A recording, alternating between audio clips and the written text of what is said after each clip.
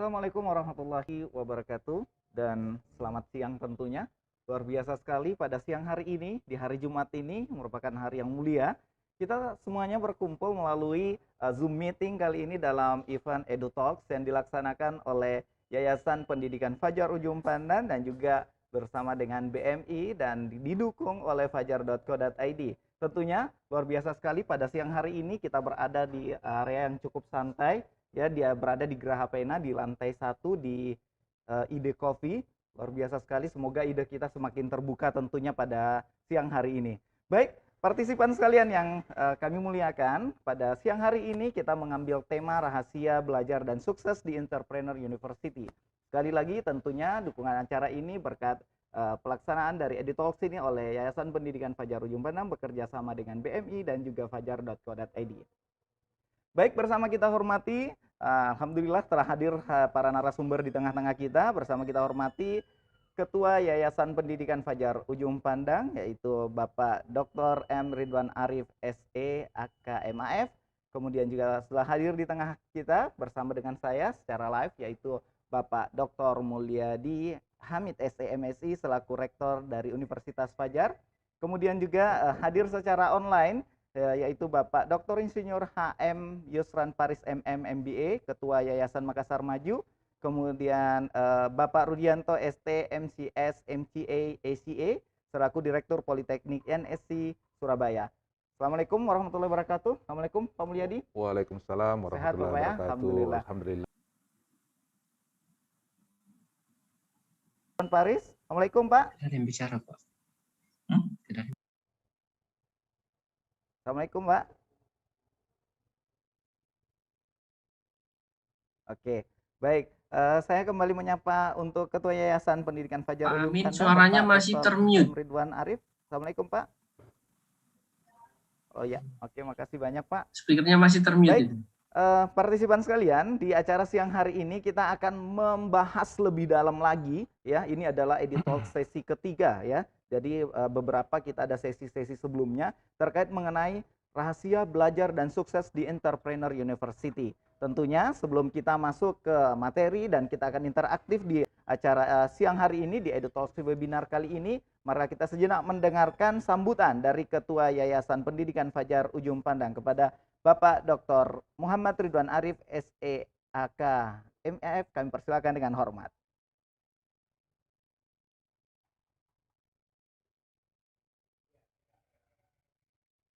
Assalamualaikum warahmatullahi wabarakatuh. Selamat siang dan salam sejahtera kita semua. Hari ini kembali Yayasan Padang atau Fajar Foundation menyajikan Edu Talk.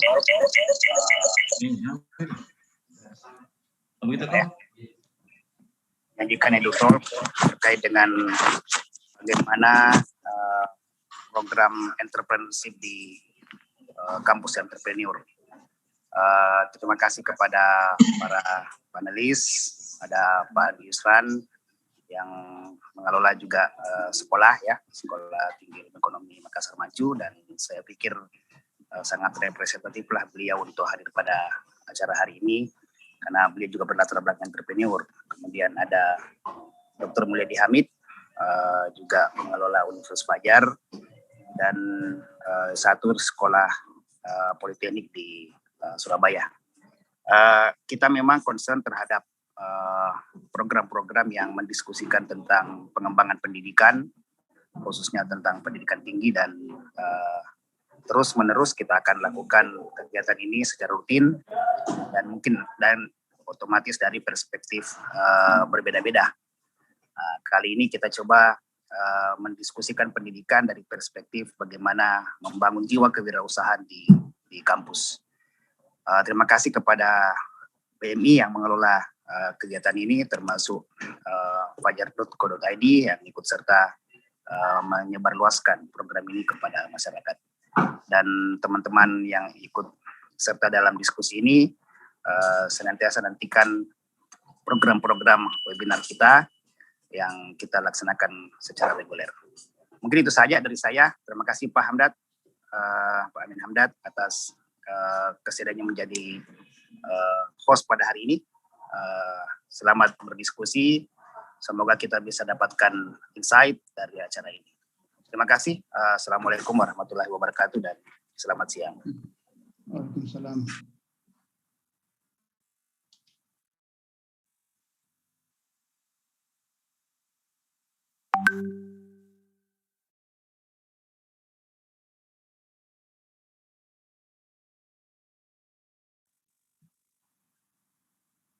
Mohon maaf, suaranya Pak Amin nggak kedengaran ya?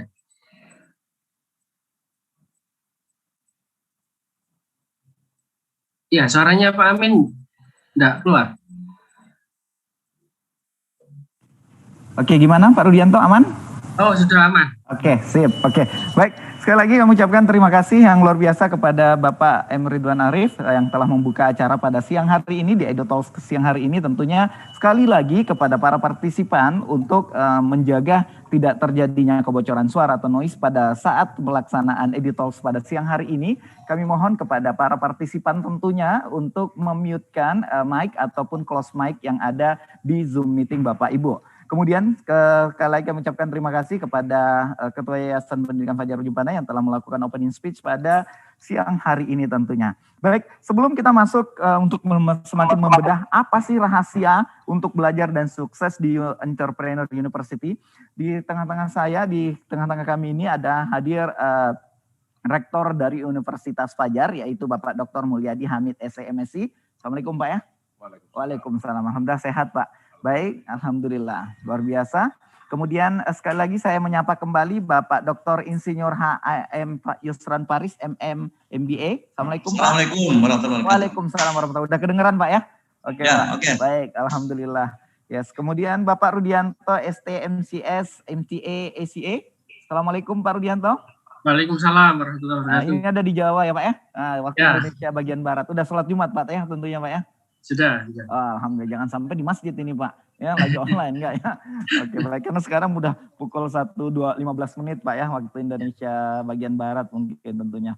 Baik, terima kasih kami ucapkan sekali lagi kepada para pendukung acara, supporting kita, Yayasan Pendidikan Fajar Ujung Pandang, bekerja sama dengan BMI, kemudian juga fajar.co.id. Dan luar biasanya sekali lagi, hari ini kita bertempat, cukup ngobrolnya santai. Di tempat ini Pak Rektor, kita berada di ID Coffee.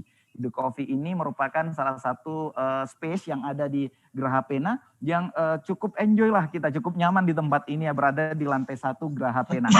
Baik, kita langsung saja mungkin ya, tapi sifatnya lebih interaktif Pak Rektor terkait mengenai rahasia belajar dan sukses. Kali ini Pak Rektor mendapatkan temanya apa dan bagaimana Entrepreneur University. Karena terus terang Pak, saya pun berpikir kok ada Entrepreneur University. Sementara biasanya orang masuk ke university atau perguruan tinggi niatnya adalah saya mau menjadi pegawai tetap ya, atau orang yang berpenghasilan tetap. Kira-kira gambarannya seperti apa, kok ada istilah Entrepreneur University? Apa nggak usah langsung universitas aja, saya nggak usah ambil perguruan tinggi, langsung jadi pengusaha aja? Gimana Pak Dr. Mulyadi? Silakan Pak. Oke, baik, terima kasih Pak Hamdad. Entrepreneur University sesungguhnya adalah bagaimana melihat universitas itu sebagai sebuah korporasi. Jadi universitas itu kalau kita mau identifikasi industrinya, sebenarnya dia industri. Tapi industri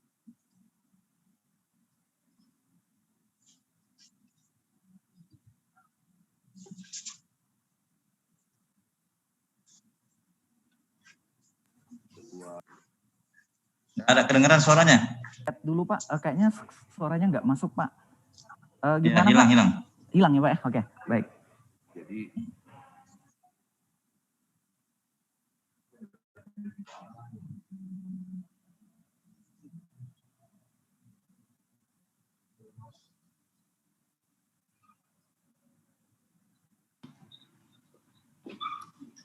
yang kita sebut sebagai industri ilmu pengetahuan. Nah, knowledge industry. Nah, sehingga mestinya universitas atau kampus itu memberikan value bagi lingkungannya, terutama tentu di lingkungan kalau kita bicara entrepreneurship tentu di lingkungan yang terkait dengan bisnis dan kewirausahaan. Nah, oleh karena itu maka ketika membangun sebuah universitas entrepreneur atau entrepreneur university, maka seluruh kegiatannya atau seluruh komponen sumber daya yang dimiliki hendaknya itu diarahkan menjadi sebuah kegiatan entrepreneur. Oke, jadi semua kegiatan yang terkait di akademik itu diarahkan ke arah-arah entrepreneur gitu Pak? Iya, jadi diarahkan ke kegiatan entrepreneurship. Nah, kita ambil contoh ya, kegiatan Tridharma perguruan tinggi, pendidikan, kemudian penelitian dan pengabdian kepada masyarakat. Itu kalau mau menjadi universitas entrepreneur university, ya tentu seluruh kegiatan itu Tridharma itu diarahkan untuk menunjang kegiatan keentrepreneurian. Nah, misalnya riset-riset diarahkan memang nanti untuk diaplikasikan dalam bentuk bukan hanya sekedar menghasilkan karya ilmiah, bukan hanya sekedar menghasilkan publikasi ilmiah, tapi itu hendaknya menjadi sebuah produk yang nantinya bisa dikerjasamakan dengan dunia industri atau bahkan kalau bisa perguruan tinggi itu sendiri yang berarti sifatnya lebih aplikatif ya Pak Dokter ya. Oke. Jadi dari Tridharma ini anggaplah dari riset tadi penelitian yang dihasilkan itu adalah hal yang tentunya sudah bisa dikerjasamakan sama industri Pak ya. Dan kalau perlu ya universitasnya sendiri yang membangun industrinya. Jadi universitas itu sendiri yang harusnya membangun industrinya. Oke. Baik, saya sering mendengar ada istilah sekarang di universitas atau di perguruan tinggi itu ada istilah inkubator bisnis. Nah, apakah ini inkubator bisnis itu ada kaitannya dengan entrepreneur university atau dia merupakan bagian atau lembaga yang berada di universitas yang berdiri sendiri atau seperti apa Pak Rektor? Iya, jadi makanya tadi saya katakan ketika sebuah universitas mengarah ke entrepreneur university, maka harusnya memang di dalam lembaga itu ada inkubator. Ada inkubator. Karena selain tentu digunakan untuk bagaimana mengembangkan entrepreneur muda yang berasal dari lingkungan kampus, juga bisa berasal dari luar kampus. Ya namanya inkubator ya. Inkubator ya bagaimana embrio bisnis itu bisa dibina dan dikembangkan di dalam inkubator itu. Dan itu bukan hanya bagi mahasiswa, bukan hanya di lingkungan mahasiswa di kampus, tapi itu juga bisa mensupport calon-calon pebisnis yang ada di luar kampus. Oke, jadi inkubator bisnis itu nggak mesti dari intern dari kampus akademik gitu ya? Nggak mesti dia harus dosen maupun mahasiswa gitu ya? Berarti bisa dari luar ya? Betul-betul fungsinya sebagai inkubasi. Ya, makanya saya mengatakan mungkin lebih tepatnya kalau kita mengatakan entrepreneur university, maka sesungguhnya universitas itu harus membuat value bagi lingkungannya. Dia harus punya value di lingkungannya, terutama untuk menunjang tentu kesejahteraan masyarakat melalui pengembangan ekonomi dan bisnis. Oke, baik. Jadi sebenarnya seperti ini, apakah tidak berlawanan dengan perguruan tinggi yang biasanya mencetak persiapan untuk akademisi, kemudian lebih ke teori, kemudian tiba-tiba ada entrepreneur university nih, seperti apa tuh Pak Rektor? Nah makanya memang ketika itu kan sebenarnya pilihan ya. Ketika misalnya universitas mau menjadi entrepreneur university, maka ya tentu seluruh kegiatan-kegiatannya memang diarahkan untuk kegiatan entrepreneuran atau paling tidak misalnya membuat kurikulum di universitasnya untuk berbasis keentrepreneurian. Nah, dalam kegiatan pendidikannya sebenarnya pendidikannya itu ya tetap aja bagaimana misi perguruan tinggi itu untuk mencetak manusia Indonesia yang baik, manusia Indonesia seutuhnya, misalnya kalau kita di Indonesia. Tetapi pada akhirnya nanti ketika ada mahasiswa yang berminat mau menjadi usahawan, maka itu bisa dicetak menjadi pengusaha. Tetapi entrepreneur itu sendiri kan sesungguhnya kita bisa bermakna dua ya. Di Unifa sendiri, entrepreneur itu makanya kita tidak menerjemahkan entrepreneur itu sebagai wirausahaan. Tetapi entrepreneur itu bisa bermakna sebagai spirit, jiwa, bisa bermakna sebagai profesi. Nah, ketika dia bermakna sebagai jiwa, maka di Unifa misalnya kita didik anak-anak itu untuk memiliki karakter atau jiwa entrepreneurship. Jiwa entrepreneurship itu kita identifikasi ada 22.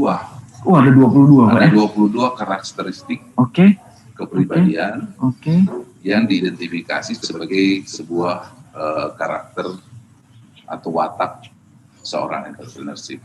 Baik. Berarti bukan berarti harus entrepreneur university itu mereka mencetak langsung entrepreneur, tetapi membentuk karakter, Pak ya.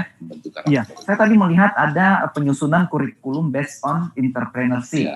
Berarti sekalipun dia tidak memilih program studi ataupun mungkin jurusan atau fakultas yang terkait dengan dunia bisnis, itu tetap kita arahkan ke arah karakter entrepreneurship tadi, atau gimana Pak? Iya. Jadi apapun sebenarnya pada akhirnya keluaran entrepreneur university itu kalau bisa memilih, kalau memang dia mau menjadi pengusaha silahkan, itu disiapkan jalurnya. Tetapi ketika dia mau menjadi birokrat, silahkan menjadi birokrat, tetapi birokrat yang memiliki jiwa entrepreneur. Kalau Anda mau menjadi politisi, silahkan menjadi politisi, tetapi politisi yang memiliki jiwa entrepreneur. That's the point. Berarti ketika mahasiswa ini menjadi pilihan tentunya ya. Yang jelasnya Fajar University atau Universitas Fajar ini telah menyiapkan mereka dengan bekal membangun jiwa spirit karakter entrepreneurship itu Pak ya. Iya, itu untuk yang mahasiswa. Tetapi Unifa mau menjadi sebagai sebuah entrepreneur university ya tentu memang sejak awal Unifa itu kita setting memang menjadi entrepreneur university, meskipun sekarang ini tentu saya belum bisa mengatakan full bahwa Unifa itu menjadi entrepreneur university. Itu membutuhkan banyak persyaratan ya. Nah, paling tidak sekarang ini kita di awal kemarin kita men-setting kurikulum kita sebut kurikulum entrepreneurship. Tetapi 5 tahun yang lalu itu sejak 2015 yang kita buat kurikulum.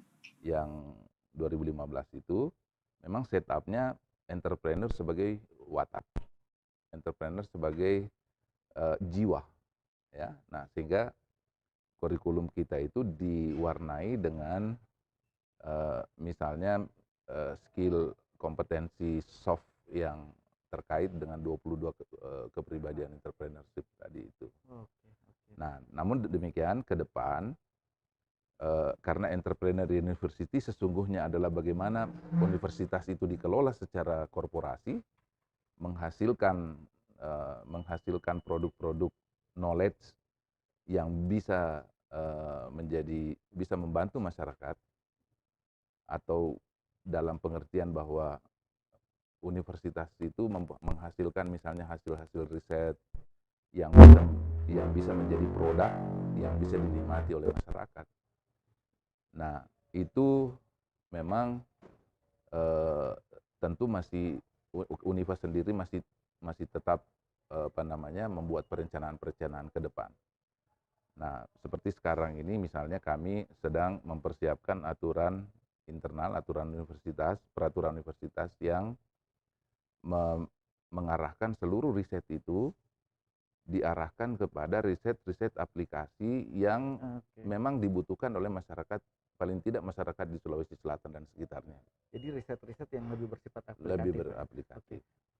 Baik Pak Rektor, last but not least nih, bayangan saya jadi awalnya itu Entrepreneur University adalah universitas yang mencetak entrepreneur.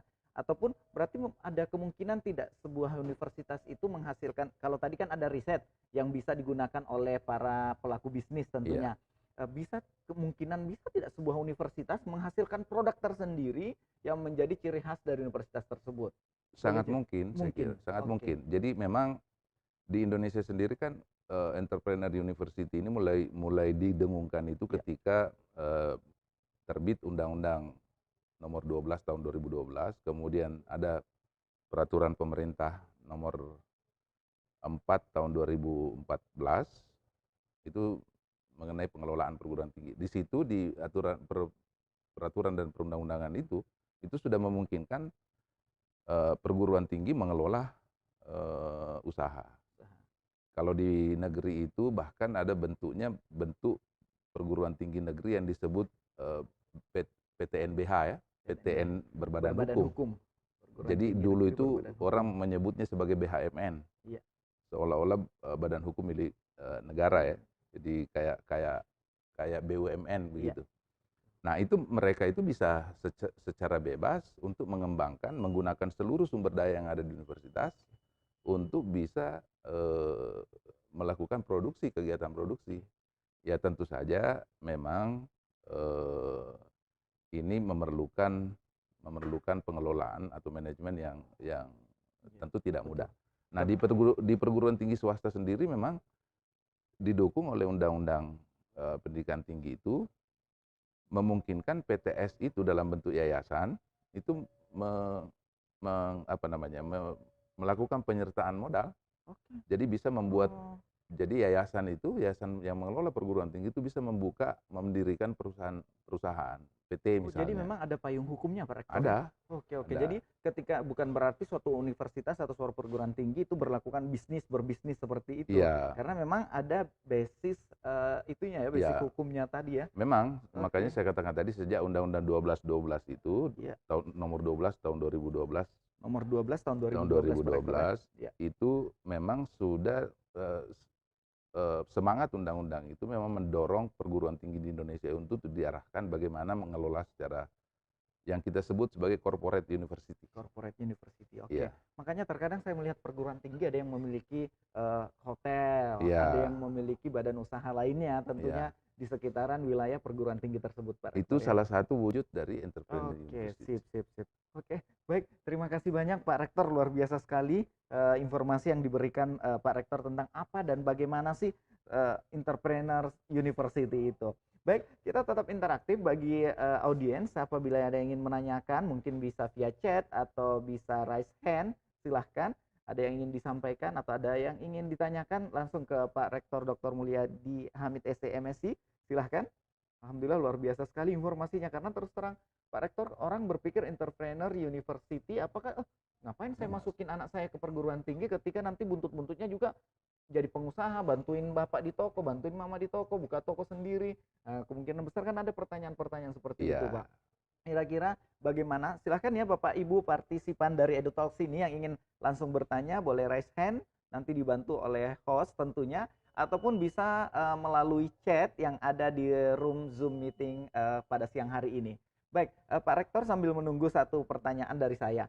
Ketika seseorang ya, maaf, yang biasa paradigma kita orang tua berpikir kalau kamu selesai SMA atau paling tidak SMA sederajat, selesai itu kamu mau menjadi seorang yang berpenghasilan tetap, ayo ke perguruan tinggi, itu hal wajar. Tetapi ketika dia memutuskan saya mau menjadi pengusaha, ada aja orang tua yang nggak usah masuk perguruan tinggi kalau seperti itu, mau perguruan tinggi swasta kayak mau negeri, karena nanti buntut-buntutnya kamu akan saya modali kembali, akan kasih toko, gimana kalau nggak usah langsung melalui perguruan tinggi, langsung aja kita bukakan toko ataupun kasih usaha, sudah jalan sendiri, kasih modal seperti itu. Apakah memang harus apa kira-kira menjadi nilai positif ya, nilai plusnya ketika dia mengikuti jenjang pendidikan di perguruan tinggi terlebih dahulu untuk terjun ke dunia kewirausahaan atau dunia bisnis tersebut? Ya, jadi memang apapun saya kira profesi ya, membutuhkan tiga aspek. Yang pertama knowledge. Yang kedua skill. Dan yang ketiga adalah attitude ya. Sikap kerja. Nah, tentu kalau misalnya tentu banyak saja orang pengusaha yang sukses tanpa harus melalui bangku kuliah kan. Iya. Tetapi pada ujung-ujungnya mempekerjakan orang-orang yang justru lulusan-lulusan dari perguruan tinggi. Iya. Kenapa? Karena di kampus kita tentu mempersiapkan anak-anak didik itu, mahasiswa itu dengan 3 aspek tadi. Iya. Jadi Knowledge, skill, dan attitude. Dan tentu saja memang ketika seorang sarjana mengikuti pendidikan khusus misalnya, itu tentu saja nanti sangat berbeda hasilnya dengan yang tidak mengikuti pendidikan khusus. Karena itu tadi 3 aspek itu tadi yang diberikan oleh perguruan tinggi. Jadi ada yang membedakan Pak ya, ketika dia tetap menempuh jenjang pendidikan tinggi, tetap pasti knowledge-nya berbeda Pak ya. Knowledge-nya berbeda, skill-nya berbeda, apalagi di attitude ya. Oke, knowledge mungkin sekarang kan orang bisa berpikir bisa diambil dari Mbah Google dan sebagainya, tapi kan tetap lebih luas lagi ketika masuk ke perguruan tinggi seperti itu. Oke, baik Pak Dokter, terima kasih Pak Rektor. Ini ada yang bertanya nih, saya Sofiatun Naja. Sofiatun Naja nih, apa yang ingin ditanyakan? Silahkan. Silahkan Sofiatun Naja. Sofiatun Najia, sorry.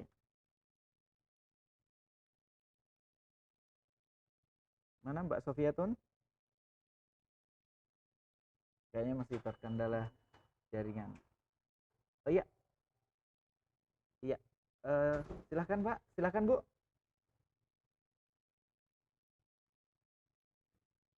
Iya. Yang tidak pernah berjualan kan pasti susah, karena kan yang dilihat dari pembeli adalah bintang ataupun komentar. Oke. Kayak bagus barangnya. Iya. Bagaimana solusi bagi pemula itu gimana? Oke, baik. Jadi ada pertanyaan nih Pak Rektor dari Mbak Sofiatun Nadia. Jadi biasanya kita pada saat mau belanja online ya, karena sekarang kita e-commerce ya, dunia e-commerce, pada saat kita mau memutuskan untuk belanja online, lalu kita masuk ke dalam suatu aplikasi, biasanya kita melihat testimoni, yang kedua rate dari produk tersebut. Biasanya ada yang rate-nya 5, ada yang rate-nya 3, karena biasanya mau tidak mau mempengaruhi bayar tentunya dengan adanya rate dan testimoni. Menurut Mbak Sofiatun Najia ini, pertanyaan beliau, kira-kira seperti apa untuk memulai suatu bisnis, utamanya masuk ke dalam dunia e-commerce dengan biasanya mungkin perlu percaya diri yang lebih tinggi kah, sehingga tidak terpengaruh dengan hal-hal testimoni ataupun rating dari suatu produk.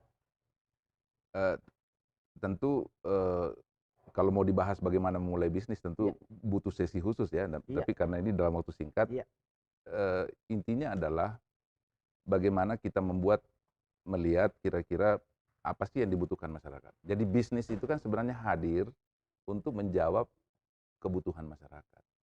Jadi yang paling penting dulu adalah mengidentifikasi kebutuhan apa yang akan dipenuhi gitu. Nah, kemudian kebutuhan itu sendiri ya harus kita ketahui bahwa kebutuhan ini memang masif ya, jumlah yang orang yang membutuhkan itu banyak. Itu baru, nah kemudian setelah itu barulah kita membuat perencanaan bisnis, membuat perencanaan bagaimana berproduksi, bagaimana mengelola organisasinya, kemudian bagaimana kalau dia sudah mau dikelola secara profesional seperti apa. Nah, namun demikian di awal tentu saya berharap, saya menyarankan kalau di awal-awal itu kita mulai dulu dengan bisnis yang kecil, mungkin pemasarannya di lingkungan yang lebih dekat dengan kita. Suaranya termute, sebentar. Bisa dibantu operator? Ya? Ya, oke. Oke. Jadi kalau di awal-awal saya kira ya tentu bagaimana membuat bisnis itu yang tadi sudah ada kebutuhannya, misalnya ya kita mengakses atau melayani dulu kebutuhan-kebutuhan yang lebih dekat. Jadi paling tidak harus ada identifikasi, kemudian harus melihat yang mana dulu dekat yang di sekitaran kita gitu ya. Karena nanti kan kita belum tahu, karena kalau terlalu mempersiapkan lebih besar gagal itu resikonya kan Iya. Oke. Baik Pak Rektor, terbiasa sekali informasi dari Bapak Dr. Mulyadi Hamid pada siang hari ini.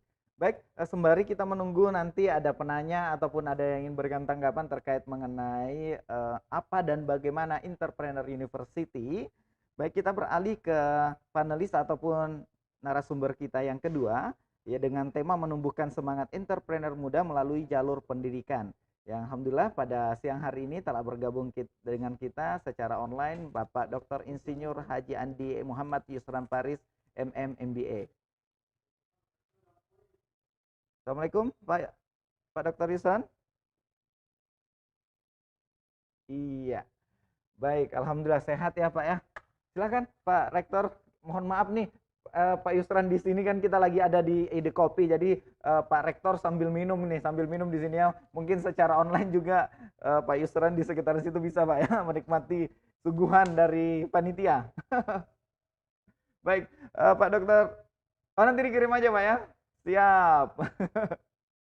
Baik, Pak Dr. Yusran, terkait mengenai tema kita pada siang hari ini di EduTalks ini adalah menumbuhkan semangat entrepreneur muda melalui jalur pendidikan. Nah, Pak Yusran ini kan udah terkenal banget sebagai entrepreneur dan juga memiliki yayasan, yaitu Yayasan Makassar Maju ya. Kebetulan beliau adalah ketua Yayasan Makassar Maju ini. Kira-kira bagaimana menumbuhkan semangat entrepreneur muda melalui jalur pendidikan itu, Pak? Pak, ini agak doubling suaranya Pak Hamdad ya, doubling, terus mungkin bisa di-mute dulu Pak yang lainnya. Pak Mulyadi berdekatan kali sama Pak. Bisa berdekatan jadinya. Oke, sudah jelas Pak? Ya, good. Yes. Oke, thank you. Jadi saya kembali lagi Pak, tema kita kan untuk Pak Dr. Yusran Paris menumbuhkan semangat entrepreneur muda melalui jalur pendidikan. Semua orang udah kenal nih Pak Yusran Paris, selain sebagai pelaku bisnis juga sangat concern dan fokus pada dunia pendidikan selaku ketua Yayasan Makassar Maju ya, dikenal dengan ada kampusnya LP3I, kemudian ada Sekolah Tinggi Ilmu Ekonomi Makassar Maju Pak ya. Jadi kira-kira bagaimana membentuk ataupun menumbuhkan semangat dari para mahasiswa ataupun milenial ataupun entrepreneur muda ini untuk bagaimana dia memiliki jiwa entrepreneurship di jalur pendidikan. Ya, oke. Ya, assalamualaikum warahmatullahi wabarakatuh. Waalaikumsalam warahmatullahi wabarakatuh. Ya, salam Jumat berkah untuk kita semua. Yang saya hormati semua sahabat-sahabat saya yang hadir di sini, ada Pak Dr. Ridwan, Pak Rektor Unifa, Pak Dr. Mulyadi, host kita Pak Amir Hamdad, mungkin dengan narasumber yang lain yang sempat dan para audiens ya, saya mohon maaf hanya bisa melalui Zoom karena tadi bertemu hari Jumat dan masih ada kegiatan lainnya, sehingga saya minta panitia untuk bisa saya hadir melalui Zoom, dan ini tidak membatasi kita karena sekarang zaman teknologi maju. Tadi narasumber yang lain pun ada di Jawa, dimanapun kita berada, kalau kita ada undangan masih bisa kita hadir lah, walaupun tidak secara fisik tapi secara online. Yang pertama tentu saya terima kasih ya, senang sekali diundang di acara ini, dan terima kasih Pak Peta udah undang saya, Pak Ridwan, karena kita punya apa-apa itu paling bagus kalau kita berbagi. Jadi kalau kita ada ilmu kita bagi, ya kita supaya nanti semakin banyak yang tahu, tentu semakin banyak manfaat yang berguna bukan hanya bagi diri kita tapi semua bagi semua yang hadir lah pada kesempatan hari ini. Jadi saya ingin sedikit sebelum saya memulai slide saya sambil ditampilkan slide saya tolong ditampilkan slide saya bahwa dulu 90-an ya, jadi pada saat era Kamar Dagang dan Industri Kadin Sulsel dipimpin oleh Pak Yusuf Kalla, kebetulan saya salah satu wakil ketuanya mendampingi beliau, itu agak gergetan gitu ya. Agak gergetan melihat masih banyak orang melihat dunia usaha atau menjadi seorang pengusaha itu belum menjadi pilihan-pilihan hidup gitu, ya kan? Sehingga kita banyak masuk datang ke dunia kampus. Waktu itu yang kita memang sering adalah di Unhas. Di Unhas kita selalu diundang oleh rektor waktu itu Pak Tadi Gani ya, Pak Salam almarhum, kita undang, kita datang motivasi nih, kita kompor-komporin ini anak-anak gitu, anak-anak gimana nih kalau mau lulus mau jadi apa? Ya tentu kalau kita bertanya dari 10 orang dia bertanya hanya 1 orang gitu yang angkat tangan mau jadi entrepreneur gitu. Itu pun malu-malu, setengah-setengah ngangkat tangannya gitu ya. Jadi kita bilang, waduh, kok ada ini yang mau jadi pengusaha gitu, entrepreneur. Jadi makanya saya pikir waktu itu dengan Pak JK bahwa ini harus virus entrepreneur ini harus kita pindahkan di seluruh lapisan masyarakat, terutama di dunia pendidikan melalui anak-anak mahasiswa kita.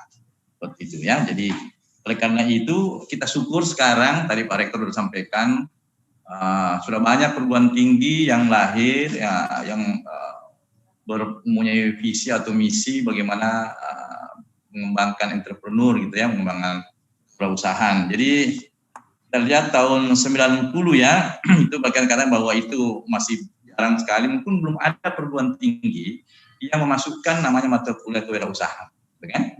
Di dalam mata kuliahnya, baik mata kuliah pokok atau mata kuliah pilihan.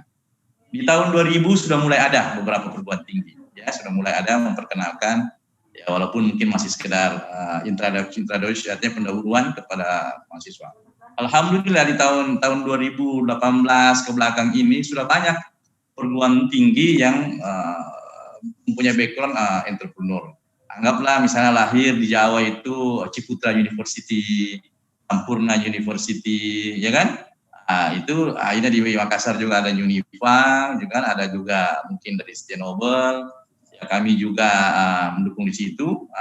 Lahir juga kami membuat juga politeknik, membuat sekolah tinggi untuk bisa mensupport bagaimana anak-anak mahasiswa menjadi seorang entrepreneur. Baik, saya masuk di slide saya pertama, bagaimana menumbuhkan semangat entrepreneur ya. Ini sudah bisa dilihat ya. Slide-nya udah bisa dilihat Pak Hamdan? Bisa Pak. Bisa Pak. Oke, jadi ini menumbuhkan semangat entrepreneur mudah melalui pendidikan ya. Jadi ini materi atau judul dikasih saya sama panitia. Ya. Kita lihat bahwa lapangan pekerjaan sekarang yang dibuka pemerintah ini kan kalau untuk mengisi formasi-formasi PNS, BUMN ini kan sangat terbatas. Semakin hari semakin terbatas. Kita lihat ke penerimaan CPNS itu makin hari makin sedikit. Anggaplah sekarang yang mengisi lapangan pekerjaan itu kurang lebih 10-20% itu mengisi lapangan pekerjaan yang diisi oleh yang dibuka oleh pemerintah ya, baik PNS maupun BUMN. Yang kedua, lapangan pekerjaan untuk swasta. Artinya ini perusahaan-perusahaan ya yang membuka lapangan pekerjaan ini kurang lebih sekarang ini 20-30%. Kalau makin banyak investor, makin banyak pengusaha, tentu makin banyak lapangan pekerjaan dibuka oleh pengusaha. Sisanya, ini sisanya banyak yang kadang-kadang orang bilang ya istilah unemployment, widow employment ya yang terselubung. Artinya banyak perusahaan kerja dibilang kerja juga kagak, dibilang kagak juga kerja, gitu ya. Artinya ini banyak orang bilang di belakang layar. Ya kerja-kerja ada juga mungkin menyasar di kerja sosial, kerja dan sebagainya ya seperti itu. Nah sehingga saya katakan tadi masih banyak yang belum mendapatkan lapangan pekerjaan. Nah yang oleh karena itu saya katakan bahwa kalau kita melihat dari sini tentu kan banyak sekali yang tidak terserap dari jumlah pekerjaan. Nanti saya kasih data terakhir dari Dinas Tenaga Kerja Provinsi Selatan, begitu banyaknya tenaga kerja lulusan perguruan tinggi yang tidak terserap di lapangan pekerjaan, yang kita harapkan sebenarnya kita support, ini mereka justru membuka lapangan pekerjaan, ya kan? Tentu salah satunya menjadi entrepreneur. Nah, kita melihat bahwa jumlah entrepreneur di Indonesia ini baru 0,7% dari jumlah. Ya. Singapura ini sudah di angka 7%, Malaysia di angka 2%. Nah, kalau kita ingin mengejar minimal sama dengan Malaysia, kalau Singapura ini sudah tinggi ya di atas itu. Kecepatan lahirnya entrepreneur muda itu tentu kita ingin ada percepatan lahir dari perguruan tinggi ya, salah satunya melalui perguruan tinggi. Makanya di perguruan tinggi ini kita sekarang sudah mendorong itu. Nah, cuman kita ingin sampaikan juga, entrepreneur itu kan ada dua. Jadi entrepreneur sejak murninya memang ada, tapi ada juga yang social entrepreneur.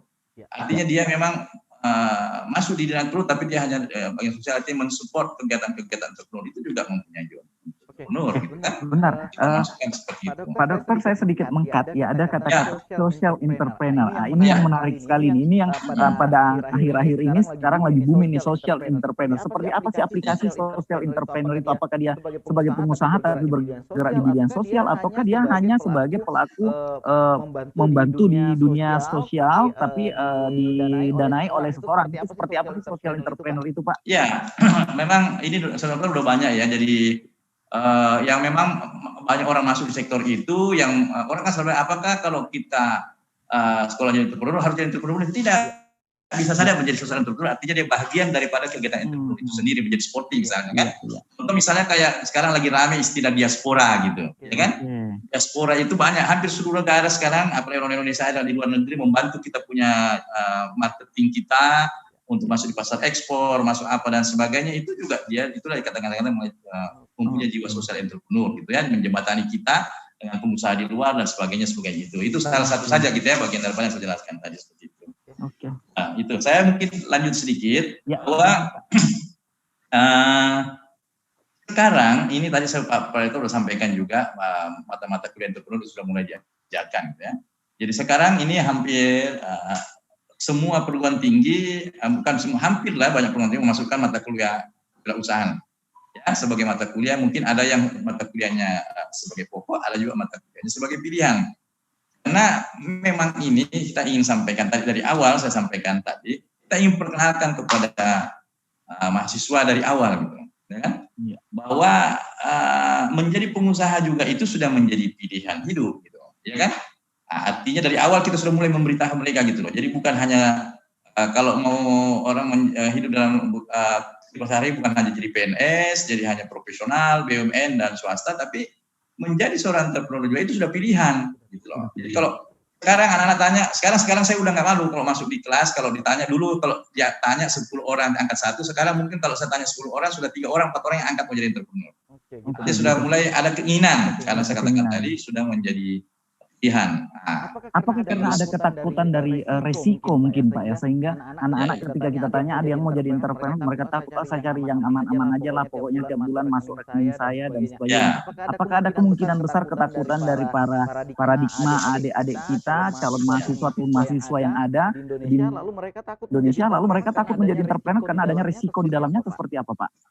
Mungkin itu, karena selalu setiap kita introduce kepada mereka mata kuliah kewirausahaan, kenapa nggak mau jadi entrepreneur? Lalu masalah pertama yang mereka tanya atau yang ada di benaknya itu adalah modal, gitu kan? Tapi setelah kita jelaskan bahwa kalau bagi saya, mungkin juga bagi sebagian orang, modal itu adalah yang kesekian. Malah kalau saya ngajarin mereka itu, modal itu adalah yang terakhir. Modal itu yang terakhir Pak ya?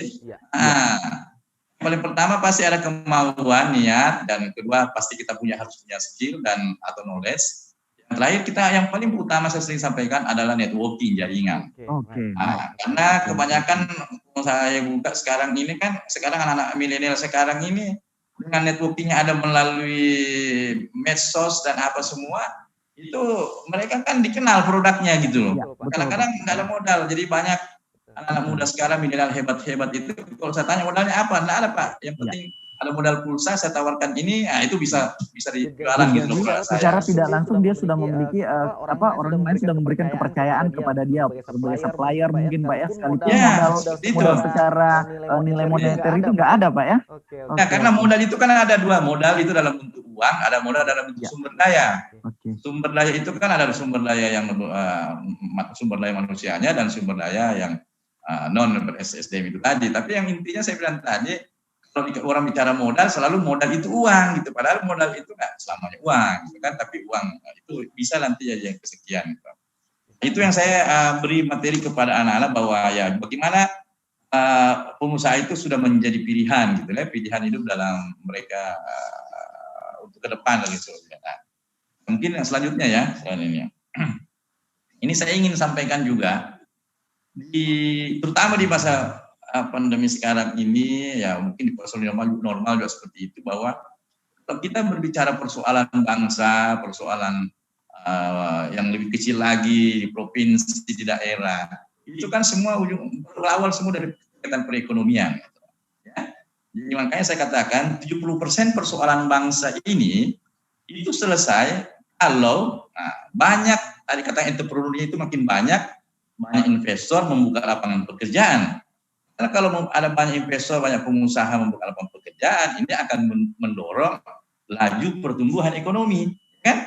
Nah, seperti itu, mau bicara PDRB, mau bicara Pak Rektor, mau bicara PDRB, mau bicara PLA, apa semua itu hubungannya kan bicara dengan ekonomi.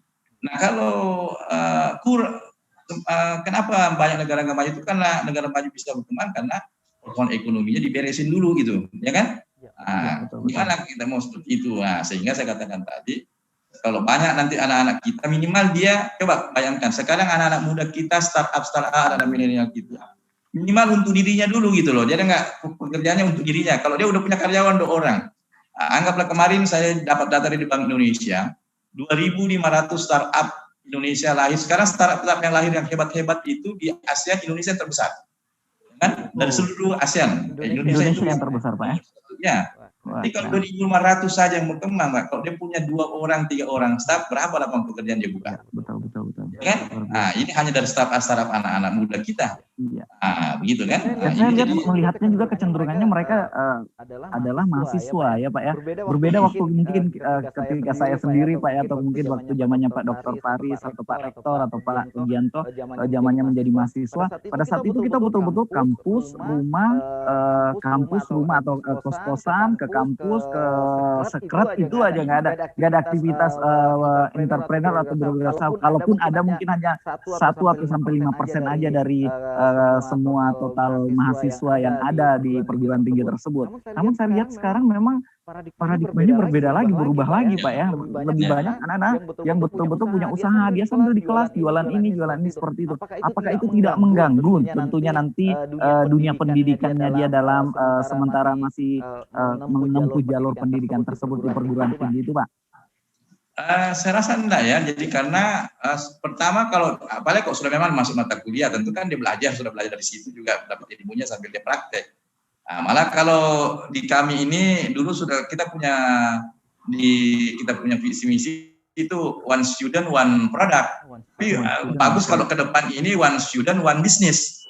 Ya, artinya satu mahasiswa sudah punya satu bisnis gitu, terutama yang university yang berdasarkan entrepreneur kayak misalnya kayak program-program tinggi yang memang berdasarkan entrepreneur itu selalu mesti berorientasi begitu. Kita dorong mereka mengembangkan ide-idenya, inovasi-inovasinya untuk melahirkan produk-produk baru atau harus seperti itu.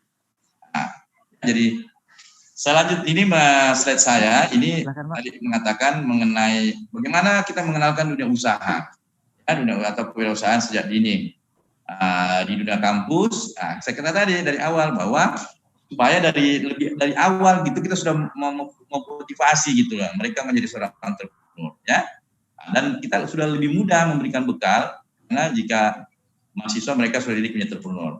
Karena sekarang ini kalau anak-anak muda dengan sistem informasi teknologi, teori itu gampang mereka dapat di mana saja. Mereka buka Google, apa kita nggak perlu tahu teori. Kita sekarang ajar ini teorinya ada 1, 2, tapi habis itu kamu praktek, ya kan? Nah, soalnya kalau kita kasih teori mulu, mereka nggak praktek, nggak akan jadi entrepreneur nanti.